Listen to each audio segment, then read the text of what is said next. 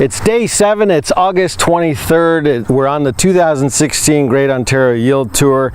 We're in, we're near... we're in Durham County. Durham County. I think we're near Oshawa, right? We're near Oshawa, yeah. Okay, so we continue with our tour and we're here with Matt Rundle. He's with St. Lawrence Grain and Farm Supply. Matt, thank you for spending some time with us here today. We're actually I'm actually on tour with Matt here today, and we've been taking corn and soybean samples. We got a bean field here in the distance, and Matt's been also scouting kind of that central, kind of getting into the eastern Ontario counties. Which counties have you been doing, Matt? I've been into Simcoe County, York, Durham, and Victoria County, or Kawartha County. Okay, so while on tour, you know, one of the big themes that has emerged, or trends, so to speak, has been that the crops look good, like this bean crop here looks good, but when you go into it, you get disappointed. Whether it's beans, whether it's corn,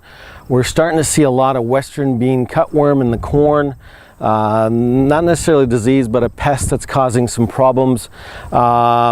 Matt, you know, Stats Canada just reported that the Canadian corn yield is around 149, the Ontario corn yield at 152, the bean yield for Canada at 40, and the bean yield for Ontario around that 41, 42.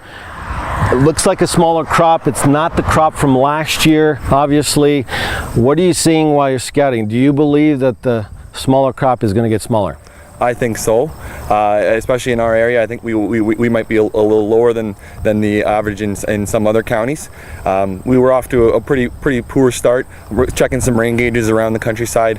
We had rain anywhere from 2 inches to 4.5 inches from that whole stretch from April 29th all the way to August 15th, and that's just not enough rain.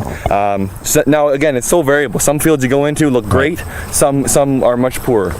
Now, would you agree with me that it looks like, from our observations while on tour, the sandy ground in this dry area is having really big issues compared to the clay loam?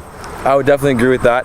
Water holding capacity was a huge advantage this year, especially even organic matter levels. I was finding high organic matter levels right beside a home farm that was getting lots of manure. I was finding those crops looked much healthier, higher water holding capacity due to the organic matter, and really helped on a dry year like this. And so what other key observations can you share with us? Anything else that stands out while scouting?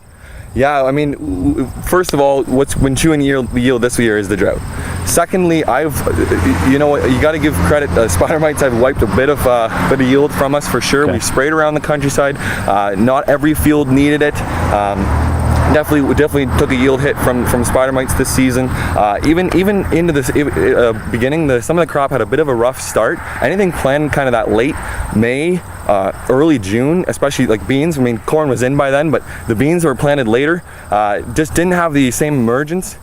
We had and then to get into herbicide programs, some of our residual herbicides not performing the way we'd like. You get into some weed issues. There's a lot of things that kind of come with dry weather. So, but overall, again, variable. That's my main word for this season.